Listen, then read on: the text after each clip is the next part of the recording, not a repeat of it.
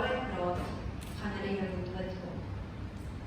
In 1994, after apartheid, the South African public holiday that used to be called the Day of the Vow was renamed Reconciliation Day, celebrated on 16 December of each year. The Day of the Vow, also called the Day of the Covenant or Geloftedag, commemorated a battle that took place in 1838 next to a river that was thereafter named Blood River.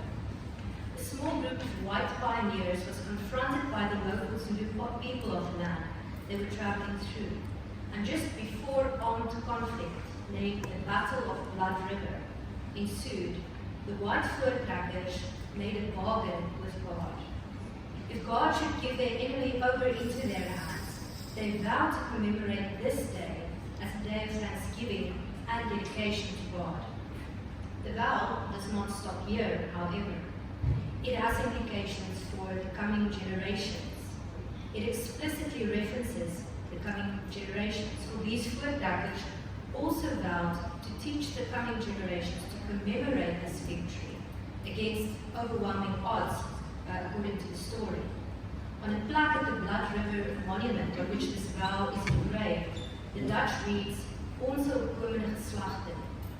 The wording seems to suggest that this vow is binding for coming generations. The voortrekkers make this vow not only on behalf of themselves, but also on behalf of their future descendants. Is this how the coming generation is to live?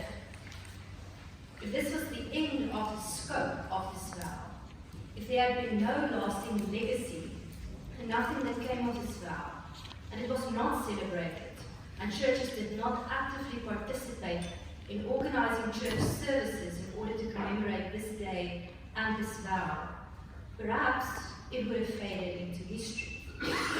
But as it happens, that was not possible, since this vow to God, this gelofte, took up a central place in the rise of Afrikaner nationalism, particularly in the 1930s and 1940s, and is therefore not easily dismissible. In the very years that Dietrich Bonhoeffer lived and struggled with what it means to inherit his people's history, the words of this vow lived in the hearts of many people in South Africa. Even here, one could be forgiven for thinking that to be the end of it. You would think that come 1994 and the end of apartheid would also mean a final farewell to this vow and all that it has stood for, been used for, and reminded us of. Particularly the rhetorical intention of this story to portray the descendants of these voortrekkers, namely white Afrikaners, as the chosen people of God who, like Israel, was led into the promised land, South Africa, and protected by God. The way the story of Blood River is told, thousands of Zulu warriors died until the river ran red with blood, while not a single voortrekker lost his life. This very vow was recently, in 2018, as part of the centenary commemorations of the Battle of Blood River, set to music by a number of well-known Afrikaans artists. The YouTube video has more than 1 million views.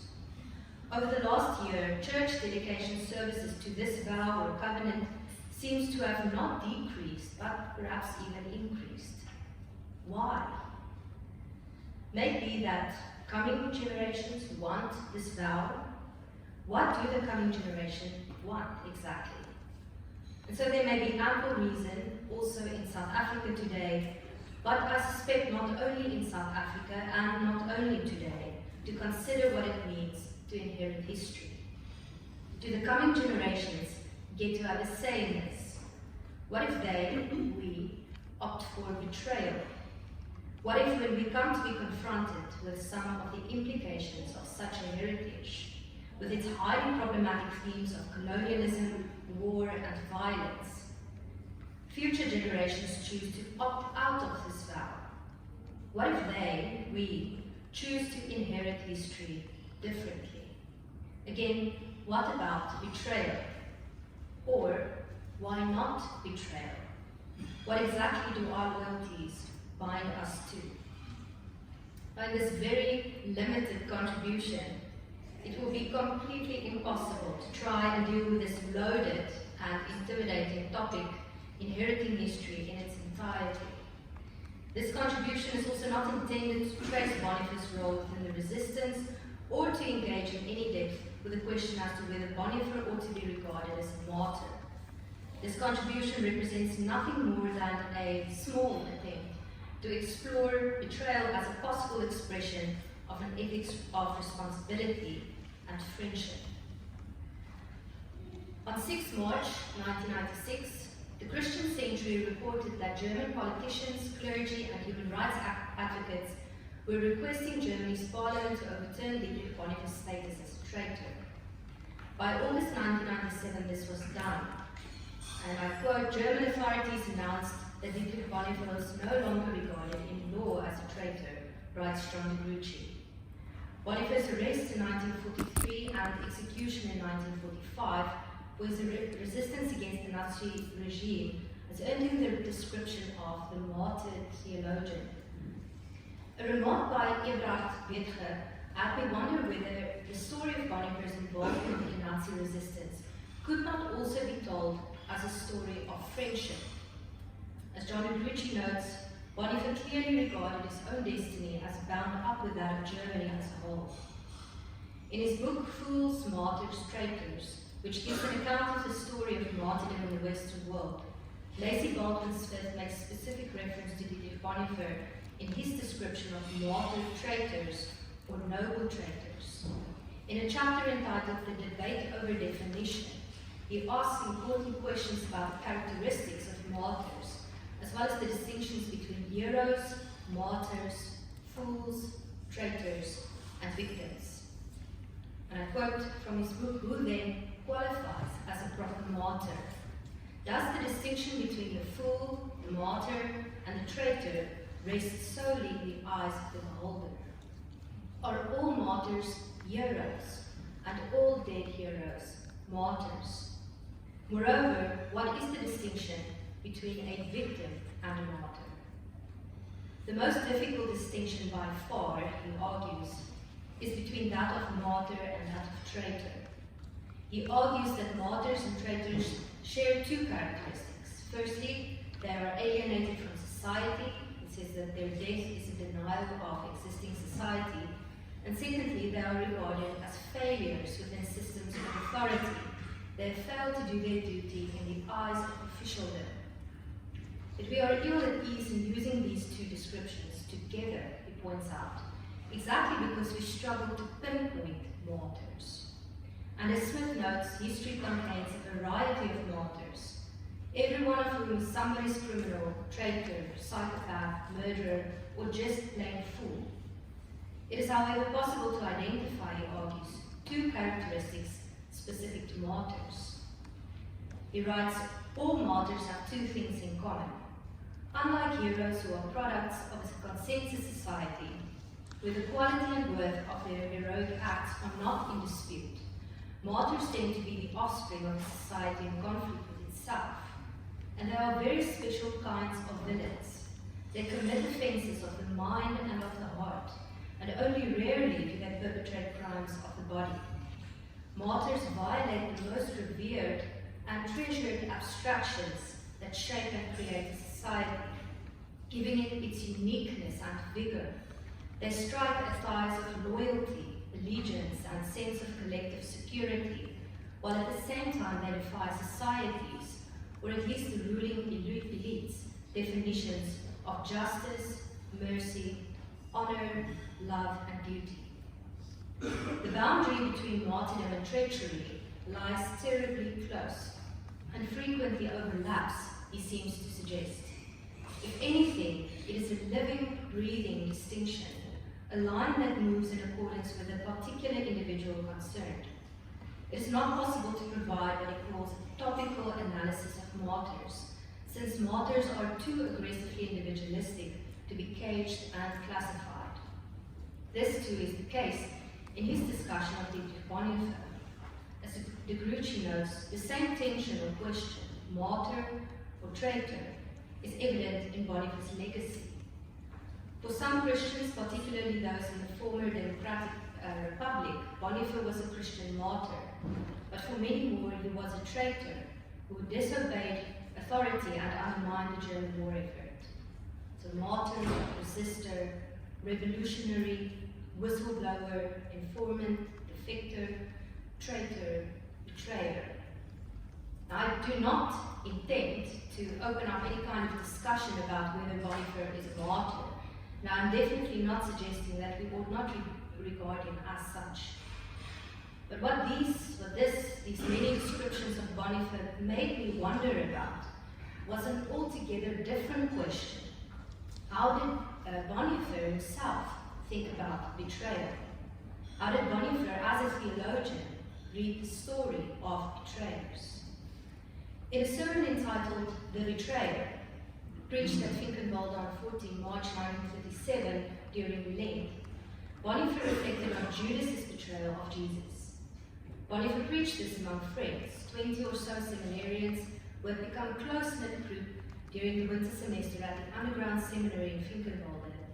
And therefore, as noted in the introduction to the sermon, Jesus' betrayal by one of his own disciples must have felt particularly horrifying. In a time of increasing distrust and betrayal, the figure of Judas was hardly a comforting figure to hold on to. In Bonhoeffer's sermon, there is no great sympathy for Judas, the betrayer. But perhaps even more significant is the boldness with which Bonhoeffer engages with the reality of betrayal and the figure of the betrayer amongst friends. It is to the figure of Jesus that Bonhoeffer returns consistently throughout the sermon. The biblical text is Matthew 26, verses 45 to 50, wherein the theme of betrayal is intricately intertwined with friendship. It is in this account of Judas' betrayal that Jesus calls Judas his friend in the very moment of betrayal, a moment that does not escape Bonhoeffer in his reading of the text. Bonhoeffer begins his sermon by pointing out that Jesus' betrayal is not only one secret, but the most profound secret that Jesus kept from his disciples. This betrayal is crucial to the story of salvation, but it is no less terrible because of it. Bonhoeffer says, without Judas, without a close friend of Jesus, the enemies of Jesus can gain no power over him. And so he writes, this terrible thing comes about not from the outside, but from the inside. Jesus' path to Golgotha begins with the disciples' betrayal. Betrayed, Jesus says. That is, it is not the world that gains power over him. Instead, Jesus is turned over, surrendered, given up by his own. That is what happens. Jesus is thrown away. The protecting arms of his friends are lowered. Betraying Jesus means no longer intervening on his behalf, means surrendering him to the derision and power of the public, means allowing the world to do with him whatever it pleases, means no longer standing by him. Jesus' own followers deliver him over to the world. That is his death. The betrayal is a public act. Bonhoeffer notes that, or in his careful rhetorical reading of the text, even though the text makes it clear that this betrayal is unmistakably public, it takes place in front of an audience, large crowd, Jesus pays no attention to the crowd that accompanies Judas. Jesus also ignores, without exception, the weapons present, the swords and clubs of the enemy. Those symbols of violence and power, of war and death, are less important than a kiss. The crowd and the weapons they wield fade into the background of the story, Bonhoeffer suggests, when those closest to Jesus handing over to the authorities. Yet we ought not miss the suggestion that not only Judas, but all of Jesus' disciples fail him in a myriad of acts, by failing to act, by sleeping, by running away, by denying Jesus repeatedly. They, all of them, and not only Judas, betray Jesus. The disciples are so completely unprepared, he writes. This makes it all the more remarkable that he attributes to Judas the role of history shaper. Judas' choices shape history, since for however brief a moment, and for even just a single moment, everything, the entirety of salvation and world history, is in the hands of that one person, the betrayer. Judas is co-responsible for the shaping of history. Judas' choices matter, and Jesus is interested not in the behavior of the mob, the the crowd, or even in his disciples, but in Judas, who is responsible for shaping history. The interaction between Judas and Jesus takes center stage. Now our attention focuses on only two people, the disciples and pursuers received, both failing to do their own work well. Only two do their work properly, namely Jesus and Judas. Who is Judas? That is the question. It is one of the most ancient and haunting questions of Christendom. What is interesting here is Bonhoeffer's own varied description of Judas. He writes that when the disciples recognized Judas, they shuddered. Shuddered because none of them had thought one among them capable of the act of betrayal. Not only did they think it unlikely that another would betray them, but they had each hesitated to accuse a fellow disciple because, thinks Bonhoeffer, each thought his own heart more capable of such a deed than that of the other, the brother.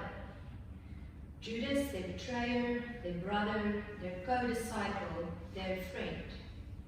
The disciples shudder not because Judas is so different from them, but because he is so familiar, so close, part of their own close-knit and intimate community, those chosen by Jesus himself.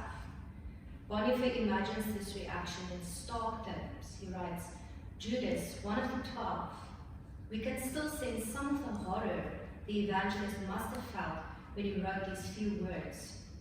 Judas, one of the 12, what more need to be said? Judas' entire dark secret, and at the same time the most profound horror at his deed. It is wholly and completely inexplicable, incomprehensible, and will always remain an utter riddle. And yet it did indeed happen. Judas, one of the 12, someone who was with Jesus day and night, someone who had followed Jesus, someone who had paid a price, who had had to leave everything behind in order to be with Jesus, a brother, a friend, a confidant of Peter, of John, of the Lord himself. But this is not yet for Bonhoeffer the worst and most inexplicable part of the betrayal. For Bonhoeffer, Jesus' calling, choosing, loving Judas is what he calls the real mystery. Jesus loves his betrayer. And yet here Bonhoeffer's sympathy for Judas seems to wear thin. Judas is described as a devil, a thief, an evildoer, a hater. Jesus chooses, calls, and loves Judas. Judas betrays and hates Jesus. It is, however, the figure of Jesus to whom Bonhoeffer looks with enormous consternation. Not only does Jesus choose and call and love Judas, but Judas is even singled out among the disciples to fulfill the office of treasurer. There is remarkably, for Bonhoeffer, not even the smallest indication that Jesus might have secretly hated Judas. Jesus does not only love his betrayer, he loves him intimately. Before he discusses the kiss shared between Jesus and Judas, Bonhoeffer identifies other indications of intimacy. Jesus and Judas share in the communion meal on the night of the betrayal. This, Jesus giving Judas bread, is for Bonhoeffer symbolic of the most intimate community. As if this is not enough, Jesus speaks to Judas intimately, privately, without the other disciples understanding what is going on here. In Bonhoeffer's words, only Jesus and Judas knew. Finally, Jesus and Judas are also bound by a kiss, writes Bonhoeffer, for Jesus and Judas belong together from the outset. Neither lets go of the other. Jesus' path of suffering and torture and death is opened by Judas, his betrayer. Bonhoeffer writes that Jesus loves the person whose betrayal opens up that very path, and indeed, the person who for a brief moment holds Jesus' very fate in his hands. Again and again, Bonhoeffer returns to this question: who is this Judas, the betrayer? For Bonhoeffer, it is remarkable that Jesus does not want to let go of Judas. He allows Judas to kiss him. He does not turn him away. No, Judas must kiss him. His fellowship with Jesus must complete itself. Why have you come? Jesus knows full well why Judas came, and yet, why have you come? And, Judas, is it with a kiss that you are betraying the Son of Man? One final expression of the disciples' love united with betrayal. One final sign of passionate love coupled with much more passionate hatred. What a profoundly divided act, this kiss of Judas. Not being able to pull himself away from Jesus and yet surrendering him. Judas, is it with a kiss that you are betraying the Son of Man? Yet it is also this very kiss that brings the path of Judas to its conclusion, that signifies utter separation between Judas and Jesus, the end of intimacy, of friendship, of life together, of Santoro Communio.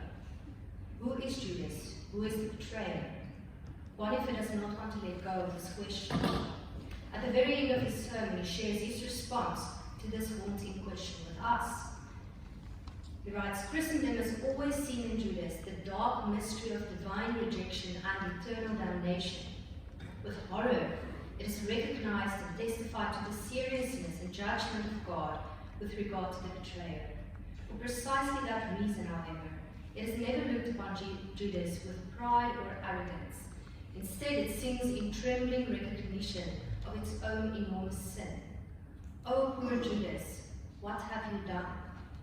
Thus do we too say nothing more than this. O poor Judas, what have you done? 5 years later, Bonhoeffer appears to have softened somewhat in his view of Judas. In his 1942 essay, After 10 Years, Bonhoeffer again refers to the figure of Judas and the experience of betrayal. Whereas in his 1937 sermon, Bonhoeffer described Judas's betrayal as incomprehensible. Here in his 1942 essay, Judas's betrayal is hardly incomprehensible anymore.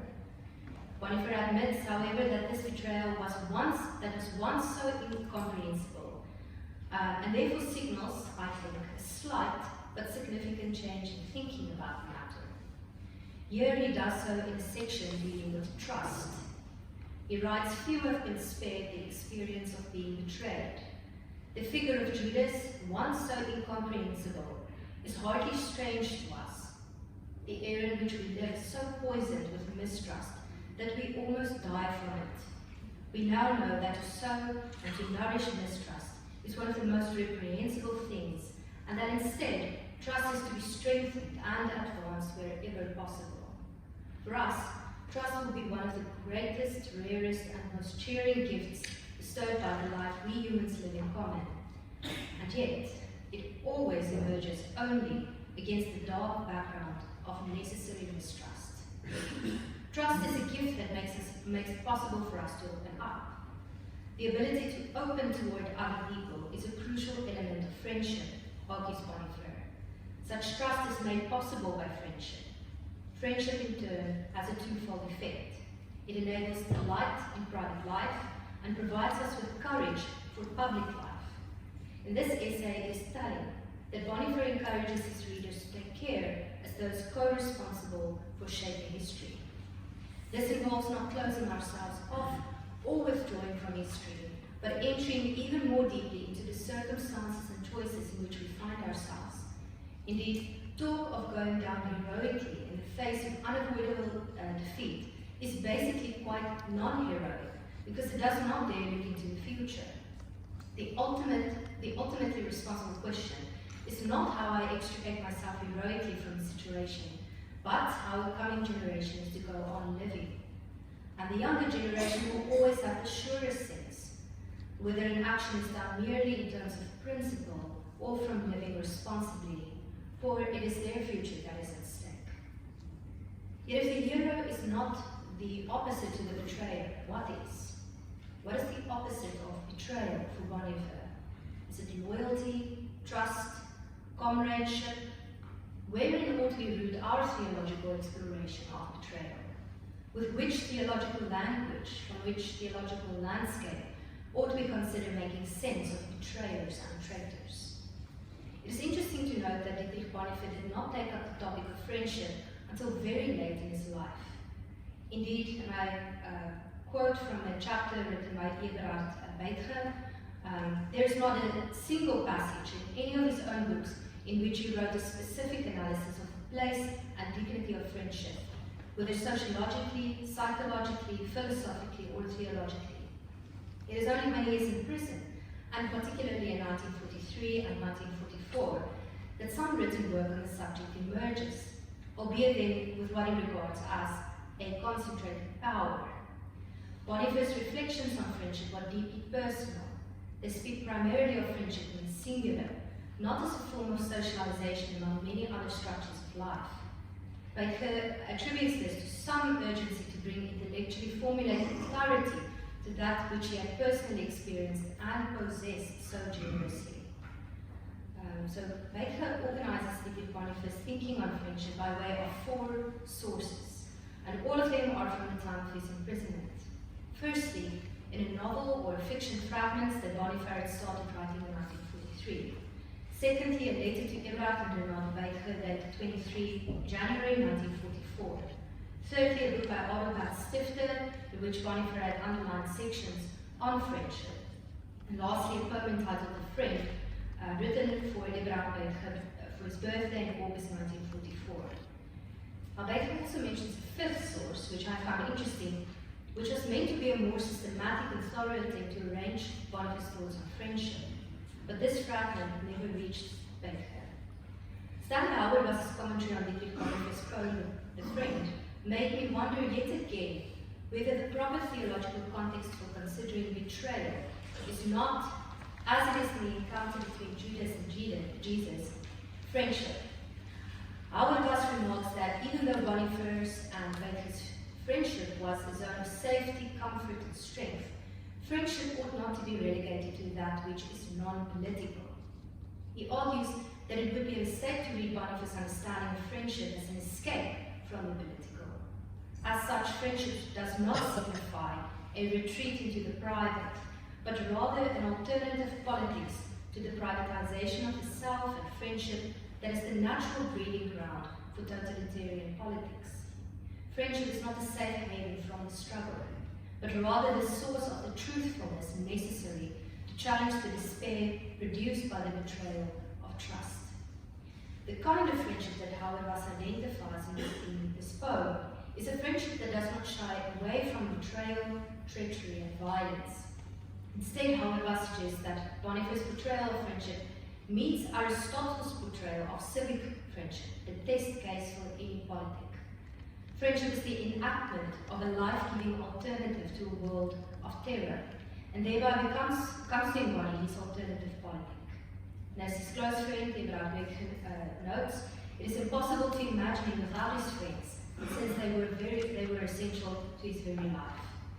Even more specifically, their friendship while imprisoned and interrogated about the attempt against Adolf Hitler's life, as we are reminded this question: was there a life-giving strength in the friendship needed now more than ever, good fortune in the midst of misfortune, which he was trying to think through? In the letter dated 23 January 1944, written from Stellenbosch prison, Bonhoeffer describes friendship as an expression of freedom. Friendship is not synonymous with brotherhood or comradeship. Bonhoeffer clearly distinguishes between these, but it does bear close relation to art, education, music, play, games, and happiness. Friendship is an expression of ethical living and Christian living, Bonhoeffer seems to suggest, even as it is superfluous to those spheres of obedience that he identifies, and those are marriage, work, state, and church. It is not necessary or productive. That is its beauty, and it names it, describes it as a cornflower in a cornfield. And at the same time, it is so very necessary, by far the rarest and most priceless treasure, exactly because it need not exist in our world. It is, he writes, sui generis, unlike anything else, like a cornflower in a cornfield. Friendship is an expression of aesthetic existence, of ethical humanity, of Christian living, of, and I think here particularly for a Lutheran theologian, that key soteriological concept which was so important to Martin Luther, freedom. Yet exactly that, because friendship cannot be mandated, it has no inherent rights and depends solely on inherent quality, there is always the potential for betrayal. As Bonhoeffer's earlier sermon on Judas the Betrayer seemed to suggest, Betrayal belongs with neither brotherhood nor comradeship, not only with communion or loyalty, but with friendship. Friendship must remain free, Bonhoeffer argues. Baker seems to agree, but this involves risk. Neither duty nor loyalty can ensure friendship, and exactly herein lies its frailty and beauty. It is the paradoxical description, necessity of freedom, which forms the heart of Dietrich Bonhoeffer's theology of friendship, notes Baker. And he observes that there would be an important difference between Dietrich Bonhoeffer's 1941 reflection on friendship and this 1944 reflection on friendship. In part, Bonhoeffer realizes that this topic of friendship resists being ordered into his analyses. Moreover, in his 1941 letter, Bonhoeffer embedded friendship in loyalty. By 1944, friendship becomes an expression of the fullness of life. And this Baker takes from the passages underlined by Bonhoeffer in the book Wisdom of the Heart by the Austrian writer Adalbert Stifter. Here we have what Bonhoeffer was driving at in his ethical theology or theological ethics, he writes, namely being fully human. Indeed, Bonhoeffer sees that friendship cannot be defined according to interests, goals, and purposes, which could be institutionally codified and then also protected, whether by professions or groups. Rather, it can be defined only by what binding content exists between two people. This content can be very different individually. The different kinds of content give friendships their individual character and intensity. For that reason, they must remain free. Although he does not say this explicitly, that is how I interpret it. This is still Baker speaking, and I think that was how he experienced friendships, in the plural as well as in the singular. Dietrich Bonhoeffer regarded good stimulating friends to be a great gift, and Bonhoeffer's theology of friendship is perhaps nowhere more intensely expressed than in Bonhoeffer's gift of poetry to Baker in the poem The Friend. As Baker notes, we should read this poem knowing that by August 1944, when Bonhoeffer wrote and sent this poem to Baker in a letter for his birthday, the assassination attempt against Hitler on July 20, 1944 had failed, and with its failure, Hitler's hopes for his marriage and contact with his friends. Moreover, Bonhoeffer would come to be confronted with the possibility of his own sacrifice, a laying down of his life for his friends. Exactly because Bonhoeffer's reflections on friendship is offered from prison, they have the particular attraction of resonating deeply with his readers, even if they are also painfully fragmentary and often broken off too soon. What Bonhoeffer has to say about friendship is particularly poignant because it takes place in the midst of his life in the conspiracy and his experiences in the prison cell. His portrayal of friendship in this poem thereby includes more strongly the comradely part of friendship, which Baker attributes to writing from within a deeper entanglement in conspiracy and its fate.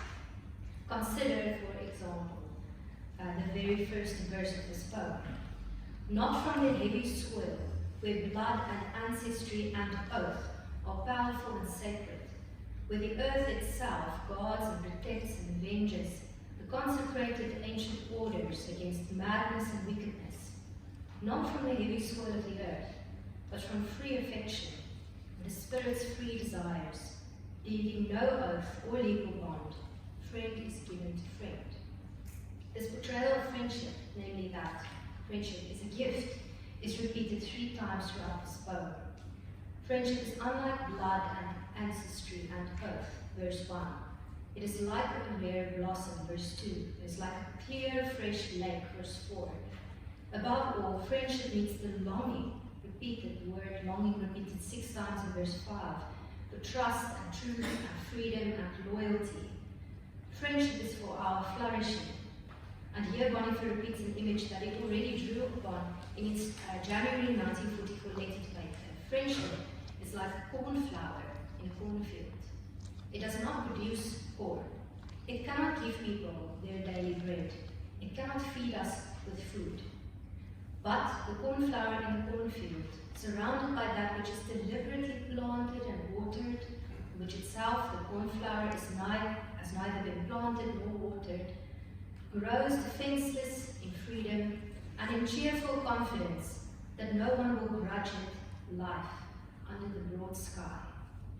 letting the lovely cornflower bloom means recognizing, acknowledging that we need not only the fruit produced, but also what we cannot eat, the blossoms. And so Bonhoeffer's poem continues in verse 2. Not the ripe fruit alone, blossoms are lovely too. Do blossoms serve the fruit, or fruit only serve the blossom? Who knows? But both are given to us. Here Bonhoeffer describes the sheer and wonderful uselessness of friendship, in which its love lives, just as the cornflower lives uselessly in the middle of a useful cornfield, writes Bonhoeffer. In this sense, friendship allows us to flourish, bear fruit, and to bear seed, to be a blessing to our contemporary and future neighbors, but also to bring forth blossoms and live as those fully alive. For his part, however, Bonhoeffer's theology of friendship was not the result of a lecture assignment worked out at his desk for the next seminar session, but rather an expression of a Christological theology for being fully human. And here his theology of friendship ends, writes Betrayal, not with conceptual clarification, but with a sermon to himself and to his partner at the moment that the friendship is brought to its end. And so I conclude, Chair, I don't have a conclusion, but I do have a postscript, and it's more of an opening up of a conversation entitled In Praise of Betrayal, ? So how do these various parts on betrayal and friendship fit together exactly? How does this help us to consider how the coming generations to go on living? A crucial question that Bonhoeffer's essay after 10 years confronts us with when we consider history is, how did we get here? Theologians, including South African theologians like the former rector of Stellenbosch University, Russell Boltman, have also asked, can Dietrich Bonhoeffer help us in this regard? Indeed, is Bonhoeffer of any use, also in South Africa, also today? In the words of John Berucci, for Bonhoeffer during the era of the Third Reich, costly discipleship, or the Theological cruces, came to mean that solidarity with Jews who were being carted off to death camps. It meant proclaiming peace as his nation and others prepared for war. It meant raising disturbing questions, rising out of the reflection of gospel within his church and among his students. It even meant praying for the defeat of his country, the Germany he loved so deeply. And it meant entering the shadowy world of the conspiracy, risking action on the boundaries of the church and Christian ethics in seeking to be faithful to Christ.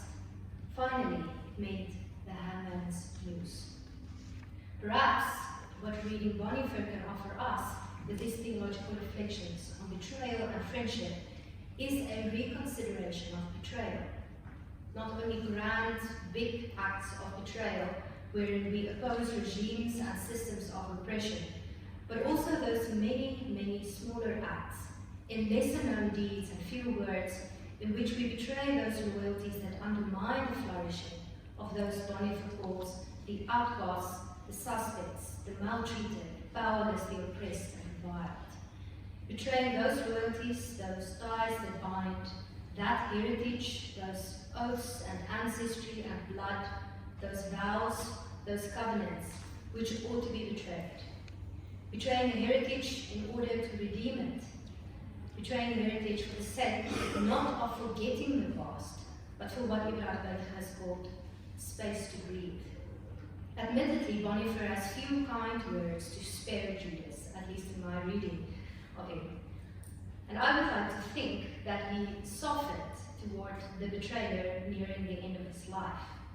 However, our reading of his reading of Judas ought not lose sight of the fact that for Bonhoeffer, the story of betrayal finds coherence in Jesus. Judas is the truth teller. He does not lie when he betrays Jesus. He does what he sets out to do. Jesus is where he says he will be in the Garden of Gethsemane. Jesus is the one he kisses. Judas does not make a blunder of his betrayal. He is deliberate and calculated. He is not caught out. He does not do more than he has set out to do.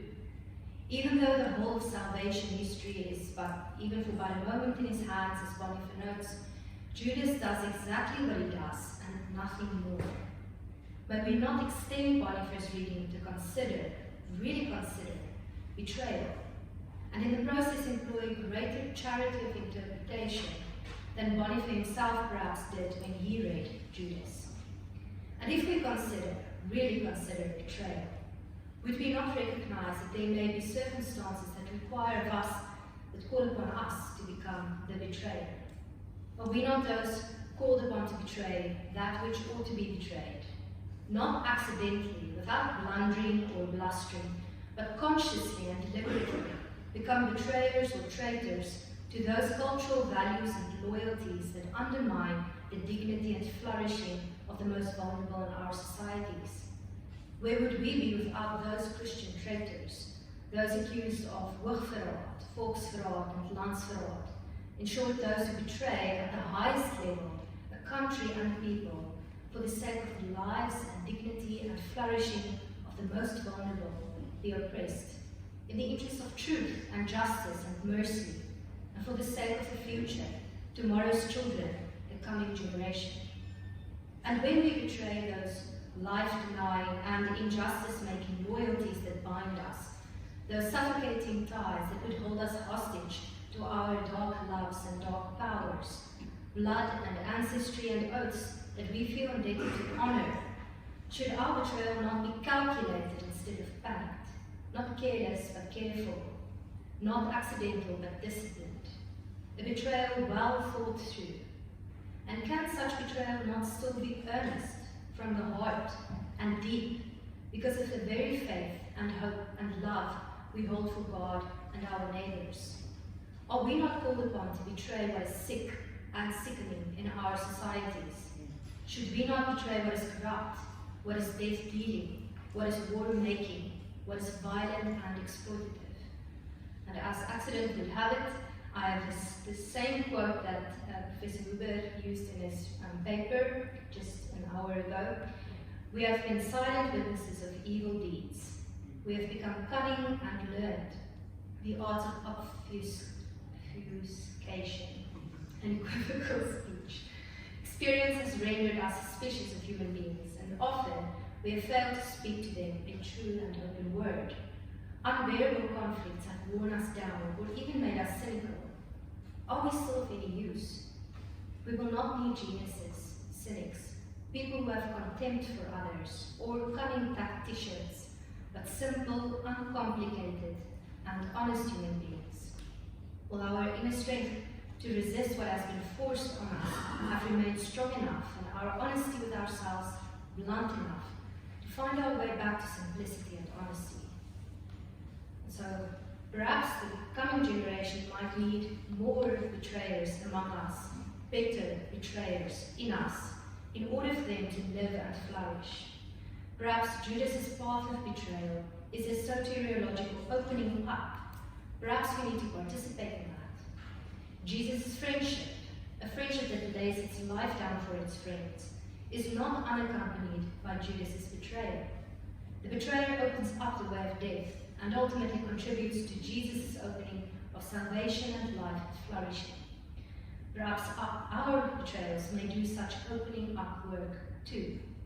Perhaps nothing less than betraying what ought to be betrayed may be required to work the seams loose, to take out the stitches in the deepest parts of ourselves that are too tied up in blood and ancestry and oath, in vows and covenants that do not make for the ongoing living and flourishing of the coming generation. Perhaps when we consider inheriting history and all that is good and true and beautiful, when we consider friendship, justice, grace, and love, we too may need to become the betrayer. Oh, poor Judas, what have you done? Thank you.